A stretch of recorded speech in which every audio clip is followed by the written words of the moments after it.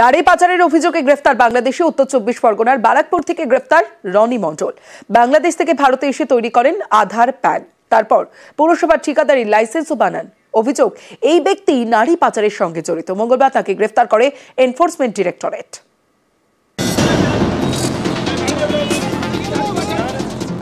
বারাকপুরে গ্রেফতার বাংলাদেশি, ধৃতের নাম রনি মণ্ডল। মঙ্গলবার নারী পাচারের অভিযোগে তাকে গ্রেফতার করে ইডি। স্থানীয়দের দাবি, বছর 10 আগে বাংলাদেশ থেকে উত্তর 24 পরগনার বারাকপুরে আসেন রনি।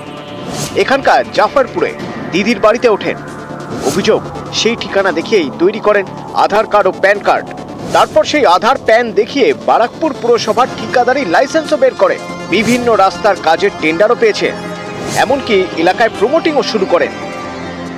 কার কি ইন্টারনাল ব্যবসা কি আছে না আছে, কোন চক্র কি আছে, এগুলি তো আমাদের দেখা সম্ভব না। আমরা সাধারণ ছেলে হিসেবেই দেখেছি এবং সাধারণভাবেই ঘোরাফেরা করেছি। এখন বুঝতে পারছি যে ওর উপর ভিতর পুরোটাই আলাদা।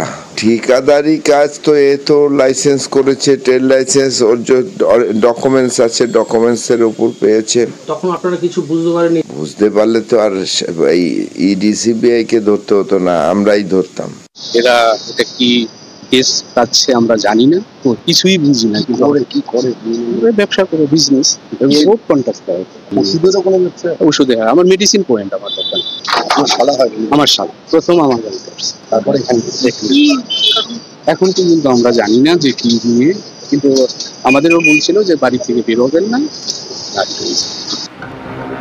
স্থানীয়দের বক্তব্য, বছর খানেক আগে দিদির বাড়ি ছেড়ে আলাদা থাকতে শুরু করেন রনি। বাড়ি ভাড়া নিয়েছিলেন। শুরু থেকেই রনি মণ্ডলের গতিবিধি সন্দেহজনক ছিল। এলাকায় কারোর সঙ্গে মিশতেন না, বেশিরভাগ সময় বাড়িতেই থাকতেন না। আমার বাড়িতে ভাড়া এসছে 2020-তে। ফ্যামিলি থাকবে বলেই নিয়েছিল। মাঝে মাঝে দেখতাম বউ বাচ্চা থাকে, পরবর্তীকালে বিভিন্ন সময় অনেক লোকও থাকতো দেখতাম। এখন তো বুঝতে পারছি যে ও একজন ক্রিমিনাল। ইডি আমাকে বলেছে শুধু একটা কথাই, যে আপনি এতদিন গোখরো সাপ নিয়ে বাস করতেন। কোন জানতে পারিনি, আর ওনাকে চিনিও না। আসতো, কখন আসে কখন যায় বেরিয়ে যায় তাও জানি না। ও তো অ্যাকচুয়ালি এখানকার লোক না, এখানে বাংলাদেশের লোক। কেন ভাড়া রাখতো, কি করে না করে, কখন আসে না যায়, কি কেউ জানে না। অনুপ্রবেশ ও মানব পাচার নিয়ে মঙ্গলবার দেশ জুড়ে তল্লাশি চালানো হয়। ঝাড়খণ্ড এবং পশ্চিমবঙ্গের 17 জায়গায় তল্লাশি চালায় এনফোর্সমেন্ট ডিরেক্টরেট। তখনই গ্রেফতার করা হয় রনি মণ্ডলকে। ইডির দাবি, ঝাড়খণ্ডে নারী পাচারের ঘটনার সঙ্গে রনি মণ্ডলের যোগ রয়েছে। মঙ্গলবার উত্তর 24 পরগনার মধ্যমগ্রামেও তল্লাশি চালায় ইডি। পিঙ্কি বসু মুখোপাধ্যায় নামে একজনকে গ্রেফতার করা হয়। নিউজ 18 বাংলা।